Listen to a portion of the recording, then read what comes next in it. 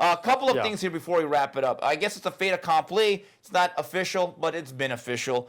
Shane Mosley's going to fight Manny Pacquiao May 7th. You know, if you're going to fight on Cinco de Mayo, there's a Mexican out there by the name of Juan Manuel Marquez. Doesn't that make the most sense? And even if it doesn't, have we not seen the last 24 rounds of Shane Mosley?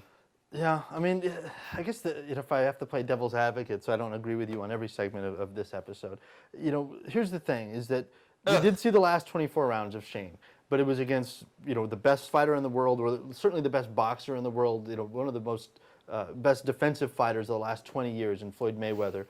And one of the stinkiest fighters of all time is the Latin Snake, Sergio Mora. Manny Pacquiao is not either of those guys. He's there to be hit. He's there to come forward. He's going to want to get it on. And 2 fights ago, we thought this was a great fight.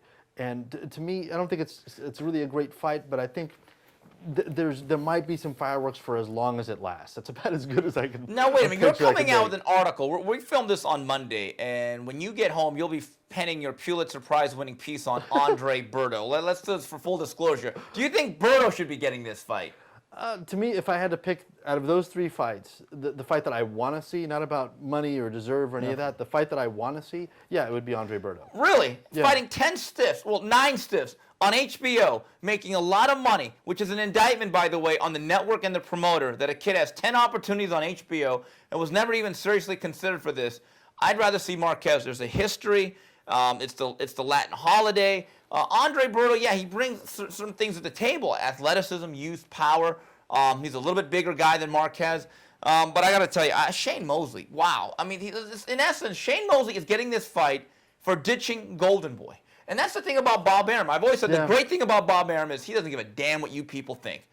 The bad thing about Bob Arum, he doesn't give a damn about what any of us think. Yeah. And I think, to me, this is a singular shot across the bow at Golden Boy, that one of your partners betrayed you, and our reward is that he's going to get Manny Pacquiao. What a hell of a reason to make a fight. Yeah, it's pretty ugly. But to me, the Marquez fight, I'm not convinced that above 135, he's going to be competitive with Manny.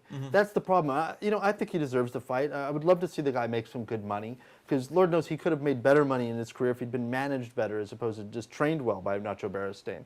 But to me, I'm not convinced above 135 it's a competitive fight. And maybe Styles will make fights no matter what they weigh.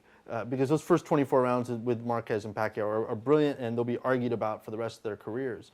I'm just not convinced by that. And by the way, did you just tweet an article, or retweet it, that Freddie Roach is going to ask for extra blood test or testing for Shane Mosley, which I believe is kind of justified based on Mosley's history with Balco. But cue Alanis Morissette, because that is ironic. Yeah. Because it was at this time last year, we started talking about blood tests and how the Pacquiao side said, we go by the commission rules.